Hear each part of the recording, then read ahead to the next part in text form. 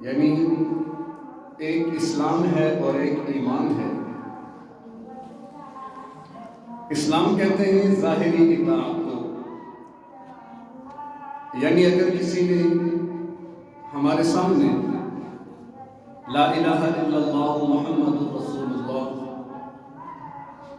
کی گواہی دے دی تو ہم اسے مسلمان تصور کریں گے اور اس کو مسلمانوں والے حقوق ملیں گے۔ البتہ ایمان جو ہے اس کا تعلق دل کے ساتھ ہے، یعنی جب تک دل سے اس کی تصدیق نہ ہو اس وقت تک ہم کامل مومن نہیں بن سکتے۔ اسی لیے جب ہم ایمان مجمل کا اظہار کرتے ہیں تو آخر میں اقرار باللسان و تصدیق بالقلب، یعنی ایمان کامل یا اسلام کامل کے دو جز ہیں، ایک زبان سے اقرار اور دوسرا دل سے تصدیق۔ ان دونوں سے ایمان کامل یا آدمی مومن کامل کہلاتا ہے۔ اگر فقط زبان سے اقرار ہو لیکن دل میں تصدیق نہ ہو تو اب ہم اس کو اسلامی معاشرے میں مسلمان تو تصور کریں گے، مسلمانوں والے حقوق دیں گے، لیکن اللہ کے علم کے اندر وہ آدمی منافق کہلائے گا۔ ایسے منافق کی تفسیر موجود ہے کہ جو اپنی زبان سے تو اقرار کرتے ہیں البتہ دل سے تصدیق نہیں کرتے۔ تو اس لیے اسلام، چونکہ اسلام کی بنیاد یا اسلام کے حوالے سے بات ہے، تو اسلام کا جو پہلا رکن کہہ لیں وہ تو ہے زبان سے اقرار کرنا، دوسرے نمبر پر نماز قائم کرنا، تیسرے نمبر پر زکوٰۃ ادا کرنا، چوتھے نمبر پر ماہ رمضان کے روزے رکھنا، اور پانچویں نمبر پر اللہ نے اگر استطاعت دی ہے تو حج بیت اللہ کرنا۔ تو ہر رکن اپنے اعتبار سے ایک بہت بڑی اہمیت رکھتا ہے، ہر رکن کی ایک بہت بڑی حکمت ہے۔ مثال کے طور پر اگر ہم لا الہ الا اللہ کہتے ہیں تو ہمیں اللہ کی معرفت نصیب ہوتی ہے کہ اللہ کون ہے۔ جیسے ہماری آپس کی معرفت اور جان پہچان بنتی ہے فقط تعارف سے، اب تعارف کے بعد اگلا مرحلہ ہوتا ہے تعلق کا۔ تو اب تعلق کیسے بنے گا؟ تو اس کے لیے پھر نماز ہے کہ کلمہ پڑھ کے تعارف ہوا، اب وہ تعارف تعلق میں بدلے گا ہم جب نماز کا اہتمام کریں تو نماز کے ذریعے ہمیں اللہ کا تعلق نصیب ہوگا۔ اب وہ تعلق پھر محبت میں تبدیل ہو تو اس کے لیے پھر اللہ نے حکم دیا اپنے مال کو خرچ کرو، یعنی زکوٰۃ کی ادائیگی۔ وجہ کیا کہ مال سے انسان کو فطری محبت ہوتی ہے، اور مال کی ایسی محبت ہے کہ جو بڑی بڑی محبتوں پر غالب بھی آ جاتی ہے۔ ہم دیکھتے ہیں کہ اولاد والدین کے خلاف آتے ہیں اخبارات میں کہ جائیداد کے چکر میں بیٹے نے باپ کو مار دیا، باپ نے اولاد کا گلا گھونٹ دیا، جائیداد سے یاد کر دیا، فلاں نے فلاں کو، فلاں نے فلاں۔ تو مال کے اندر اللہ نے ایک ایسی کشش رکھی ہے، فطری محبت رکھی ہے کہ مال انسان کو بہت دور لے جاتا ہے۔ مال کی محبت انسان کو کفر تک پہنچا دیتی ہے۔ اللہ کے نبی کا فرمان کاد الفقر ان یکون کفرا، قریب ہے کہ فقر اور غربت انسان کو کافر بنا دے۔ اب کافر بننے کا مطلب کیا کہ کسی غریب اور فقیر کو تھوڑے سے روپے پیسے دکھا کر جو مرضی سے آپ منوانا چاہیں منوا سکتے ہیں۔ تو یہ مال ایسی چیز ہے۔ تو مال جو ہے وہ انسان کو ہر طرح کی محبت سے غافل کرتی ہے۔ حضرت عیسیٰ علیہ السلام کے مواعظ بڑے مشہور ہیں، ان کی وعظ و نصیحت بہترین، اس میں ان کا ایک واعظ ہے اسی مال کے حوالے سے کہ وہ اپنے حواریوں کو اور اپنی قوم کو یہ بات سمجھاتے ہیں کہ مال اگر جمع کرنا ہے تو مال کو دنیا میں جمع نہ کرو بلکہ آخرت میں جمع کرو۔ ایک ہے مال کا دنیا میں جمع کرنا کہ اپنے بینک بیلنس بھر رہے ہیں، اپنی زمینیں، جائیدادیں، مکانات، روپیہ پیسہ بڑھتا جا رہا ہے، بڑھتا جا رہا ہے، بڑھتا۔ تو یہ ہے دنیا کے اندر مال کا جمع کرنا۔ اور آخرت میں مال کا جمع کرنا کیا ہے؟ من ذا الذی یقرض اللہ قرضا حسنا، اللہ کو قرضہ دینے والا کون ہے؟ جو اللہ کو قرضہ دے۔ کیا مانا کہ وہ مال آخرت میں جمع ہو۔ تو انہوں نے بات سمجھائی کہ تم دنیا میں مال جمع نہ کرنا، آخرت میں مال جمع کرنا۔ کیوں؟ کہ جہاں مال ہوتا ہے وہیں پہ انسان کا دل ہوتا ہے۔ جہاں پر مال ہوگا وہیں پر تمہارا دل بھی ہوگا۔ اگر مال دنیا میں ہے تو دل دنیا میں لگا رہے گا۔ اب جن کے زمینیں ہیں، مربع ہیں، بہترین مکانات ہیں، دنیا کا بہترین نظام چل رہا ہے، تو ان کے سامنے کہو نظر آؤ اللہ کے راستے میں، ذرا سی موت کی جھلک تو ان کے لیے آفت بن جاتی ہے. کیوں؟ کہ دل دنیا میں رکھا ہوا ہے، تو دنیا سے جانے کا دل کیسے کرے گا؟ تو لہٰذا انہوں نے کہا کہ دنیا میں نہ مال جمع کرنا، کہ دل تمہارا دنیا میں آ جائے گا، مال آخرت میں جمع کرو تاکہ تمہارا دل بھی آخرت میں لگا رہے.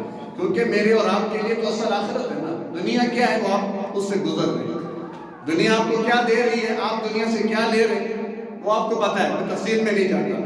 البتہ آخرت تو میرے اور آپ کے لیے ہے کہ جہاں پر ہمیں کوئی تکلیف، کوئی غم، کوئی پریشانی، کچھ بھی نہیں ہوگا. تو انہوں نے فرمایا کہ مال کو دنیا میں جمع نہ کرنا، آخرت میں جمع کرنا، کیونکہ جہاں پر مال ہوگا وہاں پہ انسان کا دل ہوگا. تو لہٰذا اس تعلق کو محبت میں تبدیل کرنے کے لیے اللہ نے حکم دیا کہ مال خرچ کرو اللہ کے راستے میں. اب کتنا خرچ کرو؟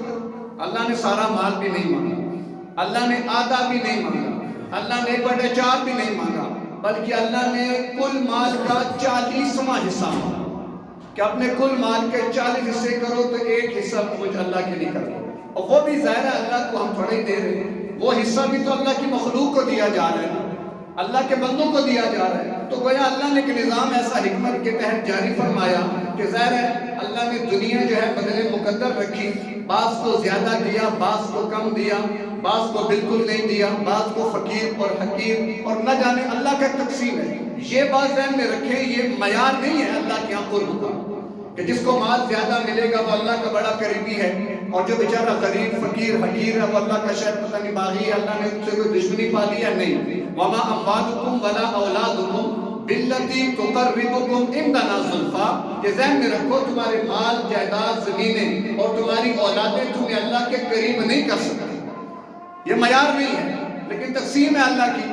البتہ اللہ نے زکوٰۃ کا حکم دیا کہ اغنیاء سے لے کر فقراء میں تقسیم کر دی، تاکہ معاشرے کے اندر ایک ہمدردی کا جذبہ، اخوت اور بھائی چارہ پیدا ہو، ہم ایک دوسرے کی ضروریات کا خیال رکھنے والے ہوں. تو اس بنیاد پر اللہ نے اس زکوٰۃ کو فرض کیا تاکہ ہمارا جو مال اپنے ہاتھ سے ہم جب نکالیں گے تو گیا مال کی محبت دل سے نکلے گی، اور جب مال کی محبت دل سے نکلے گی تو اللہ کی محبت دل میں آ جائے گی. تو اس لیے اللہ نے زکوٰۃ کو فرض کیا. زکوٰۃ کے حوالے سے عموماً ہمارے معاشرے میں کچھ غلط فہمیاں بھی پائی جاتی ہیں. ایک غلط فہمی شاید یہ ہے کہ زکوٰۃ تو رمضان کے اندر فرض ہوتی ہے.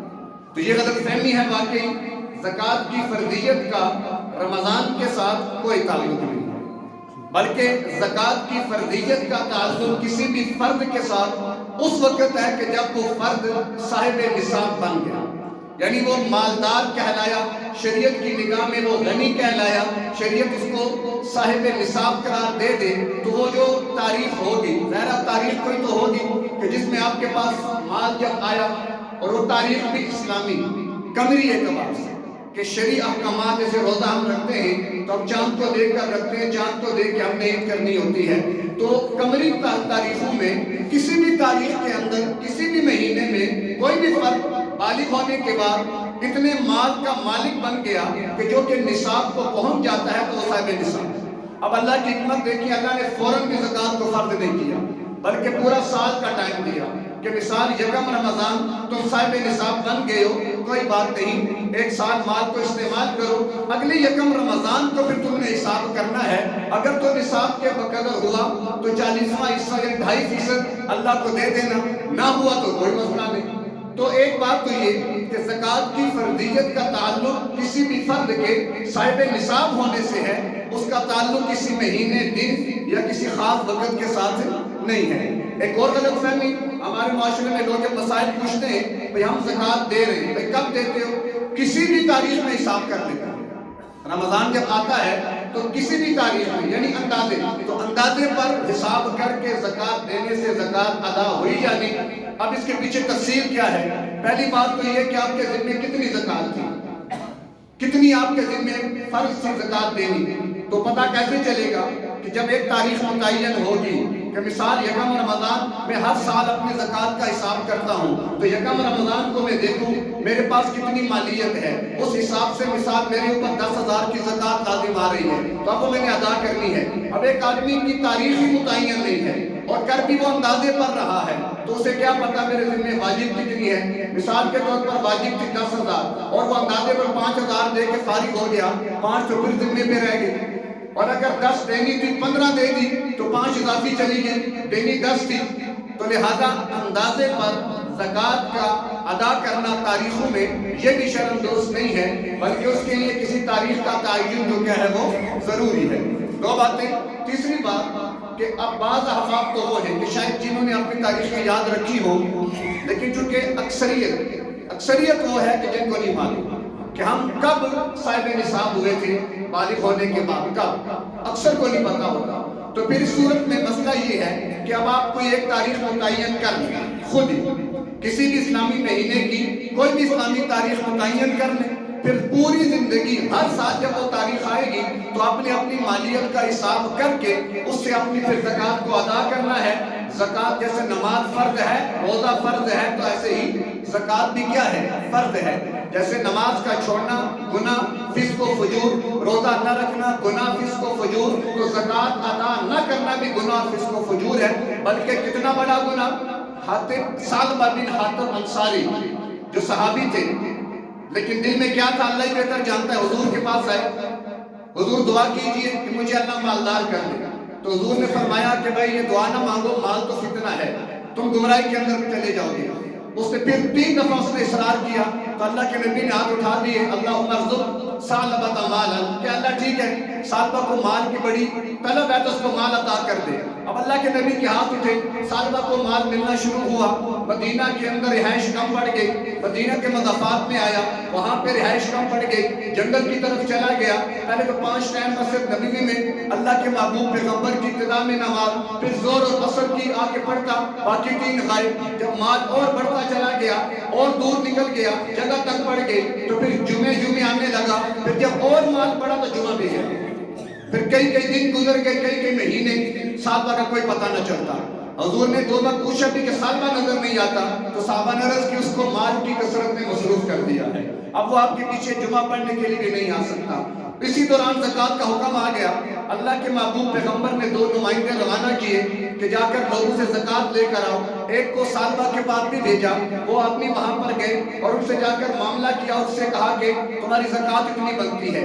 جب اس نے ظاہر مال بہت زیادہ تھا، جب مال زیادہ ہوگا تو زکوٰۃ بھی زیادہ ہی بنے گی۔ اگر 100 روپے تو 2.5 روپے ہیں، اگر لاکھ ہے تو 2,500 ہے، اگر کروڑ ہے تو 2.5 لاکھ ہے، اگر 10 کروڑ ہے اس حساب سے بھی معاملہ آگے بڑھتا چلا جائے گا۔ اس کے بعد تو بڑا مال تھا، اس نے کہا یار یہ کیا بات ہے، چلو تم آگے اکٹھی کر کے آؤ نا، تو واپسی پہ پھر میں دیکھتا ہوں، سوچ بچار کرتا ہوں۔ خیر وہ عامل چلے گئے، باقی 2 صحابہ جتنے بھی لوگ تھے اس سے لی، واپس آئے، ہاں جی آپ نے حساب کر لیا، حساب تو کر لیا ہے، بہت زیادہ مال بن رہا ہے، تم ایسا کرو جاؤ نا، تو میں ذرا دیکھتا ہوں دل مطمئن ہوتا ہے کہ نہیں، دل راضی ہوتا ہے کہ نہیں، ہو گیا تو میں خود ہی لے کے آ جاؤں گا۔ وہ چلے گئے، اللہ کے محبوب پیغمبر کی خدمت میں ابھی ایلچی نہیں پہنچے تھے کہ اللہ نے وحی کے ذریعے بتا دیا کہ ثعلبہ منافق ہو چکا ہے، اور اس کے بارے میں سورہ توبہ میں آیات اتری، وَمِنْهُمْ مَنْ عَاهَدَ اللَّهَ لَئِنْ آتَانَا مِنْ فَضْلِهِ لَنَصَدَّقَنَّ وَلَنَكُونَنَّ مِنَ الصَّالِحِينَ۔ یہ 3-4 آیات ہیں کہ لوگوں میں سے بعض وہ بھی ہیں جو یہ عہد تو کرتے ہیں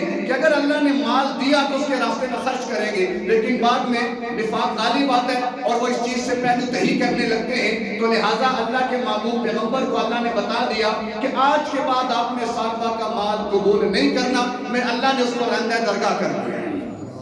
بعد میں جب یہ آیات اتری اور اللہ کے نبی نے صحابہ کو بتائیں تو صحابہ دوڑے ثعلبہ کے پاس اور کہا تو تو فارغ، تو تو گمراہ، تو تو نقصان میں چلا گیا، گڑا غرق ہو گیا کہ تیرے بارے میں آیات آ گئی۔ جب سنا تو جسم میں کب کبھی تاری ہو گئی، مال لیا، بھاگا آیا اللہ کے نبی کے سامنے۔ جب اللہ کے نبی کے سامنے آیا تو آپ نے فرمایا کہ چلے جاؤ، تمہارا مال لینے سے مجھے اللہ نے منع کر دیا، تمہارا کوئی بھی نہیں ہو سکتا۔ جب تک اللہ کے محبوب زندہ رہے وہ منت سماجت کرتا رہا، اللہ کے نبی نے مال قبول نہیں کیا۔ دور صدیق اکبر آ گیا، ان کے پاس آیا، آپ نے فرمایا جس مال کو اللہ اور اس کے رسول نے قبول نہیں کیا میں کیسے کر لوں، نہیں کرتا۔ عمر بن خطاب کا دور آیا، کہا کہ آپ میرے مال کو قبول کر لیں، کہا کہ جس مال کو اللہ اس کے نبی اور ابوبکر قبول نہ کرے میں کیسے کر لوں، میں بھی قبول نہیں کرتا۔ پھر لوگوں نے دیکھا کہ وہ اپنی خاک سر پہ ڈالتا، دیوانہ وار مجنون بنا، اور اسی طرح وہ رندہ درگاہ ہو۔ صرف زکوٰۃ ادا نہ کرنے کی وجہ سے وہ کتنے بڑے نقصان کے اندر کے ایمان سے ہاتھ دھو بیٹھا۔ تو زکوٰۃ فرض ہے، کوئی اس میں رعایت نہیں ہے، والذین یکنزون الذهب والفضة ولا ينفقون في سبيل الله فبشرهم بعذاب أليم يوم يحمى عليها في نار جهنم فتكوى بها جباههم وجنوبهم وظهورهم هذا ما كنزتم لأنفسكم فذوقوا ما كنتم تكنزون. یہ مال جو تم نے جمع کیا اس کی زکوٰۃ ادا نہیں کی، اب اسے جہنم میں پگھلا کر تختیاں بنا کر تمہارے پہلوؤں کو داغا جائے گا اور تمہیں بتایا جائے گا هذا ما كنزتم لأنفسكم، یہ ہے وہ مال جس کو تم دنیا میں اپنے لیے جمع کرتے رہے، آج تمہیں اسی کے ذریعے عذاب دیا جائے گا. تو زکوٰۃ کی ادائیگی کتنی ہمیں احساس ہی نہیں، ہمیں مسائل کا علم ہی نہیں، ہمیں یہ بھی نہیں معلوم کہ ہمارے دل میں ہے بھی کہ نہیں. تو اس لیے زکوٰۃ اب چونکہ اس کے مسائل جزئی ہیں، ہر بندے کی اپنی اپنی صورتحال ہے، کوئی کس چیز کا مالک کوئی کس کا. عمومی طور پر تو ساری بات واضح، اب نماز ہے بھئی قیام کرنا ہے، سب نے کرنا ہے تو سمجھانا آسان ہے، رکوع سجدہ آسان ہے، وضو آسان ہے کہ سب کی عبادت ایک جیسی ہے. لیکن زکوٰۃ کے اندر سب کے حالات مختلف ہیں، کوئی سونے کا مالک، کوئی چاندی کا مالک، کوئی مالیت کیش کی صورت میں اور کسی کے پاس سامان تجارت. یعنی 4 اموال ہیں کہ جن کے اندر زکوٰۃ آپ نے ادا کرنی ہوتی ہے، اس کے علاوہ کسی چیز میں زکوٰۃ نہیں ہے. نمبر 1 سونا، وہ زکوٰۃ کے اندر شامل ہے. نمبر 2 چاندی، وہ زکوٰۃ کے نصاب میں شامل ہے. نمبر 3 سامان تجارت، وہ اس کے اندر شامل ہے. نمبر 4 کیش نقدی، یہ 4 چیزیں ہیں. اس کے علاوہ آپ کی 100 گاڑیاں ہیں لیکن ذاتی استعمال کی کوئی زکوٰۃ نہیں. آپ کے 10 گھر ہیں ذاتی استعمال میں ہیں، بیچنے کی نیت نہیں ہے کوئی زکوٰۃ نہیں. لیکن جو پلاٹ بیچنے کے لیے لیا، نیت تھی بیچنا ہے تو مال تجارت میں آ جائے گا. دکان میں مال لگا ہوا ہے جو آپ نے بیچنا ہے وہ سارا مال تجارت ہے. فیکٹری میں مال پڑا ہوا ہے جو تیار ہو کر وہاں پر موجود ہے، کل بکے گا، وہ مال تجارت ہے. تو یہ 4 اموال ہیں کہ جن میں شریعت نے زکوٰۃ کو فرض کیا. اور اس وقت جو معیار ہے نصاب کے اندر، یعنی اگر صرف سونا ہے تو پھر 7.5 تولے ہوگا تو زکوٰۃ ہے. صرف اگر سونا ہے، باقی 3 چیزیں نہیں ہیں. اگر کسی کے پاس سونا ہے اور اس کے ساتھ کچھ چاندی ہے یا اس کے ساتھ کچھ 10-20 روپے بھی ہیں تو اب یہاں پر ایک کے بجائے کتنے نصاب جمع ہو گئے؟ 2. جب کسی کے پاس مرد ہے یا عورت 2 نصاب جمع ہو تو پھر ان دونوں کی مالیت کو نکال کر 52.5 تولہ چاندی کی مالیت کے مطابق دیکھیں گے. اگر اس کی مالیت کو پہنچ جاتی ہے تو زکوٰۃ فرض ہے. مثال کے طور پر ایک عورت ہے، 1 تولہ اس کے پاس زیور پڑا ہوا ہے سونے کا اور اس کے پاس پرس میں 100 روپے پڑے ہوئے ہیں. اب اس وقت 1 تولہ سونے کی قیمت 2-2.5 لاکھ، 2 سے اوپر ہی چل رہی ہے. تو لہذا اب اس کے پاس اگر مثال دے رہا ہوں 1 تولہ سونا 2,50,000 کا ہے اور اس کے پاس 100 روپیہ، یہ 2 نصاب ہیں. گویا کہ یہ عورت 2,50,100 روپے مالیت کی مالک ہے. اور اگر ہم نصاب 52.5 تولہ چاندی کا دیکھیں وہ تقریباً 1,20,25 اتنا ہی ہوگا جو نصاب ہے. تو گویا کہ یہ عورت نصاب سے زیادہ مال رکھتی ہے، اس عورت پر زکوٰۃ ادا کرنا فرض ہے. عورتوں کے پاس 3.5 تولے 4 تولے پڑے ہوئے، وہ 7.5 نہیں ہے، لہذا کوئی نہیں. بات یہ بھی غلط فہمی ہے کہ جو زیور استعمال میں ہے اس کی زکوٰۃ نہیں ہوتی. زیور سونا زیور کی صورت میں ہو، ڈھلی کی صورت میں ہو، سکوں کی صورت میں ہو، جس صورت میں بھی ہے زکوٰۃ اس پر فرض ہے. یہ کوئی ایسی بھی غلط فہمی ہے کہ جو زیور استعمال کریں گے اس پر زکوٰۃ. بعض لوگ سمجھتے ہیں گھر کا ضرورت سے زائد سامان تو وہ صرف قربانی کے نصاب میں شامل ہے، زکوٰۃ میں نہیں. زکوٰۃ میں گھر کے سامان کا کوئی حساب نہیں ہوتا. تو یہ تو کچھ بات تھی. باقی اس کے علاوہ یہ کچھ زکوٰۃ کے مسائل کے حوالے سے ایک کتابچے میں نے تیار کیے تھے، اگر کسی کو چاہیے ہو تو وہ نماز جمعہ کے بعد یہاں سے وصول کر سکتے ہیں. تو یہ اپنی عادت بنائیں، یہ مسائل کو سیکھیں، مسائل کو پڑھیں. ہم مسلمان ہیں، ہم اللہ کو جواب دہ ہیں، ہمارا محاسبہ ہونا ہے. یہ غفلت ہمیں کل کہیں تباہی کے حوالے نہ کر دے، کیونکہ مال کی کثرت بھی تو فتنہ ہے. مال کا نہ ہونا اگر مشکل کا معاملہ ہے، حالانکہ مال کا نہ ہونا. اب اگر بات کریں نا زکوٰۃ کی ادائیگی کی تو مالداروں پر آ کے وہ زکوٰۃ دیں، غرباء کو، مساکین کو، فقراء کو. جب آپ کسی غریب کی ضرورت کو پورا کرتے ہیں تو کبھی اپنے دل کی کیفیت دیکھیے گا، اللہ دل میں کتنا سکون اور راحت پیدا کر دیتا ہے. اور سب سے بڑھ کر یہ اللہ کی مخلوق ہے اور اس کے اوپر خرچ کرنے سے اللہ آپ سے راضی ہو. الخلق عیال اللہ، یہ مخلوق میں اور آپ ہم سارے کون ہیں؟ ہم اللہ کا کنبہ ہیں، اللہ کا خاندان اور قبیلہ ہے. وہ احب الخلق الی اللہ، مخلوق میں اللہ کو سب سے زیادہ محبوب کون ہے؟ من احسن الی عیالہ، جو اللہ کے بندوں کے ساتھ ہمدردی والا معاملہ کرے. یعنی انسانی ہمدردی یہ بہت بڑی نیکی ہے. ایک آدمی بہت بڑا عابد بن جائے، زاہد بن جائے، محدث بن جائے، مفسر بن جائے، وہ بہت بڑا کیوں نہ بن جائے، اگر اس کے اندر انسانی ہمدردی نہیں ہے تو وہ نیک نہیں ہے. کیونکہ نیکی نہیں سل رہا. آیت البر وہ پوری تفصیل میں اللہ نے یہاں پر نیکی کا تصور دیا، اور اسی آیت البر کے اندر وَآتَ الْمَالَ عَلَىٰ حُبِّهِ ذَوِي الْقُرْبَىٰ وَالْيَتَامَىٰ وَالْمَسَاكِينَ وَابْنَ السَّبِيلِ وَالسَّائِلِينَ وَفِي الرِّقَابِ. یہ ہمارے معاشرے کے کمزور طبقے کہ ان پر مال خرچ کرو، اللہ تم سے محبت کرے گا.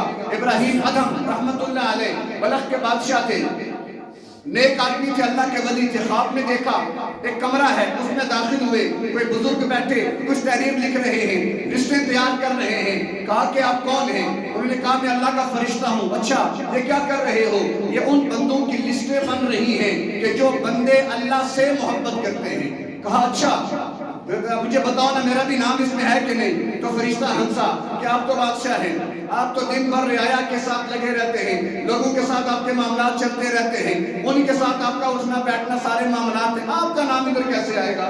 تو کہا کہ اچھا پھر میرا نام اس لسٹ میں لکھ دو نا کہ جس لسٹ میں اللہ کی مخلوق سے محبت کرنے والوں کا نام ہے، کہ میں تو اللہ کی مخلوق کی ہمدردی میں ان کی محبت میں سارے کام کرتا ہوں. تو کہا کہ چلو ٹھیک ہے. آنکھ کھل گئی. کچھ عرصے کے بعد پھر خواب دیکھا، وہی کمرہ، وہی بزرگ فرشتہ تحریر اور لسٹیں لے کر بیٹھا ہوا. پھر دوبارہ گئے. ہاں جی کیا کر رہے ہو؟ لسٹیں بنا رہا ہوں. کس کی ہیں؟ یہ ان لوگوں کی کہ جو اللہ سے محبت کرتے ہیں. میرا نام اس میں ہے؟ کہا کہ نہیں ہے. اچھا وہ دوسری لسٹ کدھر ہے؟ کہ جس میں اللہ کے بندوں سے محبت کرنے والوں کے نام لکھے ہیں. تو کہا کہ دوسری لسٹ وہ نہیں ہے کہ جس میں اللہ کے بندوں سے محبت کرنے والوں کے نام ہے، بلکہ یہ لسٹ ان لوگوں کی ہے کہ جن سے اللہ خود محبت کرتا ہے. کہا کہ اچھا تو بتاؤ اس میں میرا نام ہے کہ نہیں؟ تو کہا کہ اس میں سب سے اوپر ابراہیم بن ادم کا نام لکھا ہوا ہے. یعنی اللہ کے بندوں سے محبت، اللہ کی محبت کو لینے کا ذریعہ، لوگوں کے ساتھ ہمدردی اللہ کو لینے کا ذریعہ، کسی غریب کو کھلانا، کسی بھوکے کو کھلانا، کسی ننگے کو کپڑے پہنانا، کسی کے گھر میں راشن دے دینا. ہم عمرہ کی بڑے بڑے لوگوں کی افطاریاں کر کے افطار ڈنر پارٹیاں کرتے ہیں، اتنا خرچہ کر دیتے ہیں کہ اس خرچے میں شاید 10 گھروں میں راشن چلا جاتا.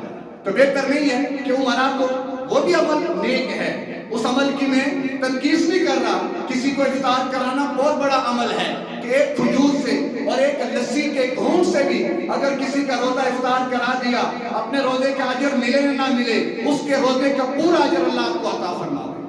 بہت بڑی عبادت ہے. لیکن ذرا اعتدال کے ساتھ کہ ہمارے معاشرے میں کچھ پسے ہوئے. پھر یہ وقت اور آج کا دور یہ بڑا مشکل دور ہے. آج یقین جانے گھروں میں افطاریاں صحیح نہیں ہو رہی ہیں. یقین جانے لوگ پانیوں سے افطاریاں کرنے پر مجبور ہیں. لوگ غربت کی چکی میں پس چکے ہیں. لوگ جا کر فروٹ کا لے کر ریٹ واپس گھروں کو آ جاتے ہیں. بچوں کو پہلا رہے ہیں. ہم اپنے گھروں میں دسترخوان بچھائیں اور ہمارے پڑوس میں اگر یہ کیفیت ہے تو بتائیں میں یہ کیسا روزہ ہے؟ یہ تو ہمدردی کا مہینہ تھا. ہم نے بھوک اللہ نے رکھی، عمرہ کو بھی بھوکا رکھا، کھانے والوں کو بھوکا رکھا تاکہ انہیں پتہ چلے کہ فقر کی تکلیف اور فاقے کی مشقت کیا ہوتی ہے. ان کو احساس پیدا ہو، تب جا کر وہ کسی کی خیرخواہی کریں گے. جو 11 مہینے پیٹ بھر کر کھاتے رہے انہیں کیا خبر کہ بھوک کی شدت کیا ہوتی ہے؟ انہیں کیا پتا حلق کا خشک ہونا کیا ہوتا ہے، زبان کا کانٹا بننا کیا ہوتا ہے؟ انہیں کیا خبر؟ تو اللہ نے روزے کو ایک ہمدردی کا دل نرم ہوتے نا.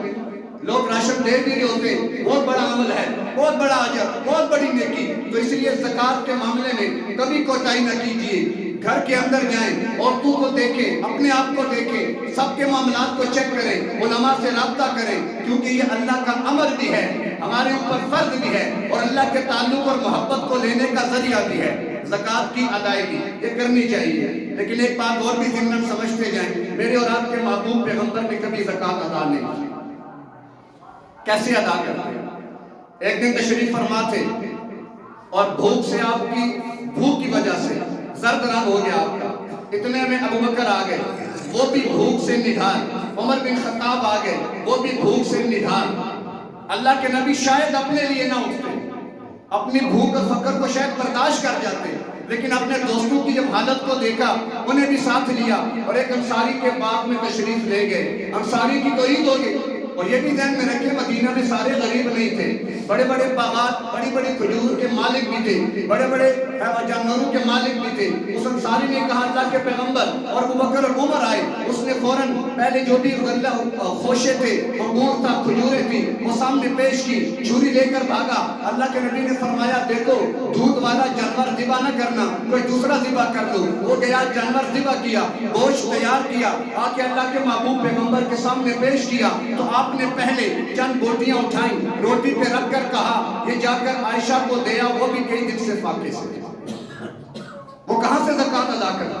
ایک باغ میں تشریف لے گئے، عبداللہ بن عمر آپ کے ساتھ تھے، اللہ کے نبی نے وہ کھجوریں جو گری ہوئی تھی ان کو اٹھایا اور صاف کر کے کھانے لگے اور کہا عبداللہ بن عمر آپ بھی کھائیے نا۔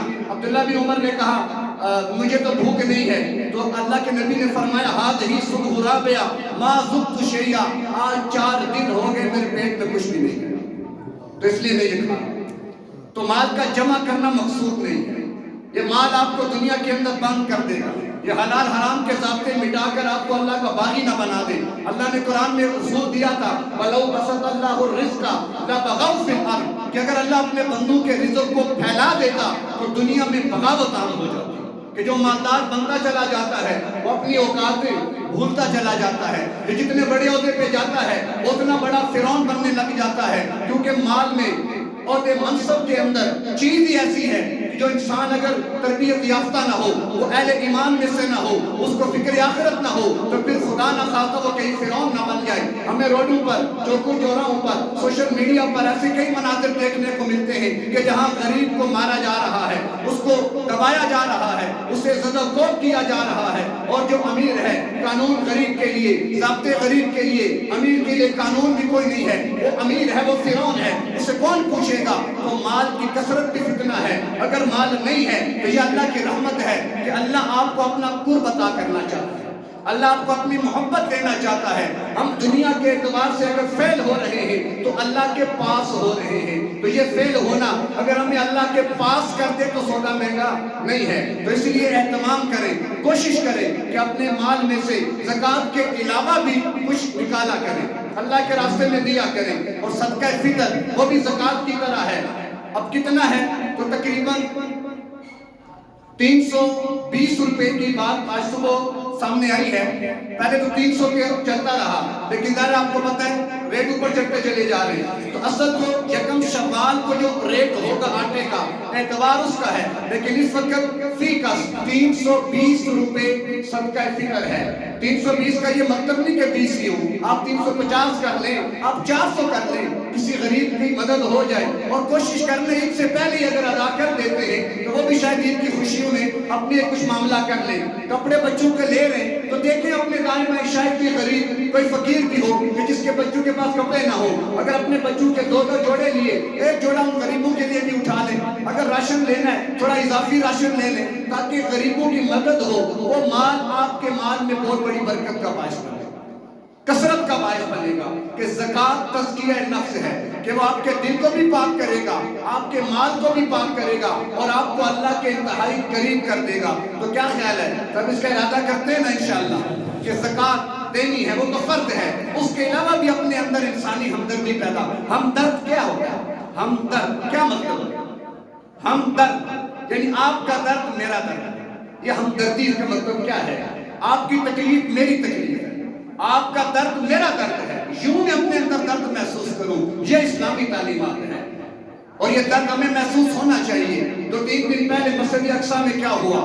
اب یہ کتنا بڑا المیہ امت مسلمہ کا، وہاں پر ان معتکفین 70 کی دہائی میں غالباً ایک جرمن یہودی نے مسجد اقصیٰ کو جب خالی دیکھا اس کو آگ لگا دی۔ اس کے بعد سے اب تک چند خاندان فلسطین والوں کے وہ ہیں جو وہاں پر اعتکاف کیے ہوئے ہیں، معتکف ہیں، اپنے آپ کو وہاں پر پابند کیا، انہیں مار بھی پڑتی ہے برداشت کرتے ہیں، انہیں پیٹا بھی جاتا ہے برداشت کرتے ہیں، ان پر اسلحہ بھی استعمال ہوتا ہے وہ برداشت کرتے ہیں، کتنے جامع شہادت نوش کر گئے، لیکن وہ خاندان والے اپنے بچوں کو تربیت کر کے ایک جاتا ہے دوسرا آتا ہے کہ مسجد اقصیٰ کا تحفظ وہ ہماری دینی ذمہ داری ہے، اولین ذمہ داری ہے، میرا اور آپ کا قبلہ اول ہے۔ افسوس ہے آج کے مسلم حکمرانوں پر کہ جو آج یہ حالات دیکھ کر بھی، قبلہ اول کو دیکھ کر بھی، اور وہاں پر برستی گولیاں اور وہاں پر برستے بارود اور وہاں پر عورتوں کی چیخیں اور ان کی پکار اور ان کا اللہ کو پکارنا نہیں بیدار کر رہا۔ حیرت کی بات ہے، یعنی اتنا امت مسلمہ کا ضمیر مردہ ہو چکا۔ آج عمر بن خطاب ہوتے تو ہم دیکھتے کہ وہ کیسے یہودی وہاں کے مسلمانوں کو باندھتے۔ اگر خالد ابن ولید زندہ ہوتے ہم دیکھتے کہ وہ کیسے وہاں کے مسلمانوں کو باندھ کر مارتے۔ اگر اللہ کے محبوب پیغمبر وہ معتصم باللہ ہی زندہ ہوتا، حجاج بن یوسف بھی زندہ ہوتا، تو ان عورتوں کی چیخوں پکار پر وہ نہ جانے کیا کچھ کر گزرتا۔ اور آج ہم ہیں، اللہ کی پناہ، یقین جانے ہمیں اب ڈر لگ رہا ہے کہ ہم پہ اللہ کے عذاب کا کوڑا نہ برس جائے۔ ہمیں ڈر لگ رہا ہے ہم اللہ کی پکڑ میں نہ آ جائیں کہ میں اور آپ دنیا کے لیے، دنیا کمانے کے لیے، دنیا بنانے کے لیے نہیں ہیں، ہم اللہ کے نمائندے ہیں، اللہ کے دین کے محافظ ہیں، اللہ کے شاعر کے محافظ ہیں۔ نہ دین محفوظ، نہ شاعر محفوظ، نہ شریعت محفوظ، اور ہم اپنے گلچھڑیاں اڑاتے رہیں۔ انتظار نہ کرنا پڑے اللہ کے عذاب کا کہ ہم پہلی بات ہے کہ توبہ کریں۔ ہم بے بس ہم کر بھی کیا سکتے ہیں؟ دعا تو کم از کم کر لیں اور مظلوموں کے لیے، اور اللہ کی حضور التجا تو کر لیں کہ یا اللہ اب تو کوئی بھیج دے، اب تو کوئی مہدی بھیج دے، اب تو مہدی کو بھیج دے۔ آج امت کو مہدی کی ضرورت ہے۔ اس وقت امت میں مہدی نظر نہیں آ رہا، وہ مہدی آئے گا جو اسلام کو اٹھائے گا۔ اب اس کے لیے پیچھے کیا تفصیل ہے، وقت نہیں کہ میں تفصیل میں جاؤں، لیکن المیہ ہیں، المیہ ہیں۔ اب وہ بھی بیچارے سحری بھی کرتے ہوں گے، ان کا افطار بھی ہوگا، لیکن کیا پتا کیسے ہوگا، لیکن وہ اپنے استقامت کے ساتھ مسجد کے اندر موجود ہیں۔ اور آئے دن 2-3 دن پہلے، بلکہ 2-3 دن پہلے کی اطلاع یہ بھی ہے کہ فلسطین کی مساجد میں نفیر عام ہو چکا ہے۔ نفیر عام کا مطلب کیا کہ اب جہاد سب پر فرض ہے۔ فلسطین کی مساجد میں ان کے علماء نے نفیر عام کر دیا کہ اب نکلو اور اب لڑو، اب ان کے ساتھ ٹکراؤ۔ وہ تو لڑیں گے، وہ ٹکرائیں گے، مرنا تو ہے، میں نے بھی آپ نے، کوئی دنیا میں نہیں رہے گا۔ اللہ کی حضور کیا منہ لے کر جائیں گے؟ سب سے بڑا معاملہ یہ ہے۔ یہ ہماری نمازیں، روزے، حج، زکاتیں میری ذات کے لیے ہیں، معاملہ اللہ کے دین کا ہے، دین کی اجتماعیت کا ہے۔ اور یاد رکھیں اجتماعیت کی فکر یہ میری اور آپ کی ہر ایک کی ذمہ داری ہے۔ یہ اپنی نمازیں، روزے، حج، زکات میں لگا رہا اور اللہ کا دین جو مٹتا رہا تو میرا حال کیا ہوگا جو بنی اسرائیل کے عابد کا ہوا۔ بخاری شریف کی روایت، جبریل امین کو اتارا، اس بستی پہ عذاب نازل کرو۔ جبریل نے آ کر ایک فرد کو دیکھا جس کی زندگی میں کوئی گناہ نہیں، نامہ اعمال میں کوئی سیاہ نقطہ نہیں، واپس کیا رب وہاں پر تو اتنا نیک آدمی بھی ہے، تو اللہ نے فرمایا بستی کو اٹھا کے اسی کے سر پہ مارو، اسی سے عذاب کو شروع کرو کہ وہ اپنی عبادت کرتا رہا، میرا دین مٹتا رہا، اس کے ماتھے پر بل بھی نہیں آیا۔ ہمیں ایسی عبادت کی کوئی ضرورت نہیں تو کہ ہم بھی اللہ کی پکڑ میں نہ آئیں۔ تو ماہ رمضان ہے، سحر افطاری میں ان کو یاد رکھیں، کل امت مسلمہ کو، کل مظلوم مسلمانوں کو سب کی خبر گیری کریں، سب کے لیے دعائیں مانگیں اور اپنے آپ کو تھوڑا بدلیں اور خود کو اللہ کی طرف لے کر آئیں۔ بہت ہوگی دنیا داری، بہت کما لیا روپیہ پیسہ، بہت سارے اپنے ہاتھوں سے مردے آپ نے غسل بھی دیے، دفنا بھی دیے، کفن کے اندر ہی سارے گئے، کوئی دنیا کا دم دولت لے کر نہیں گیا، میں اور آپ بھی نہیں لے کر جائیں گے،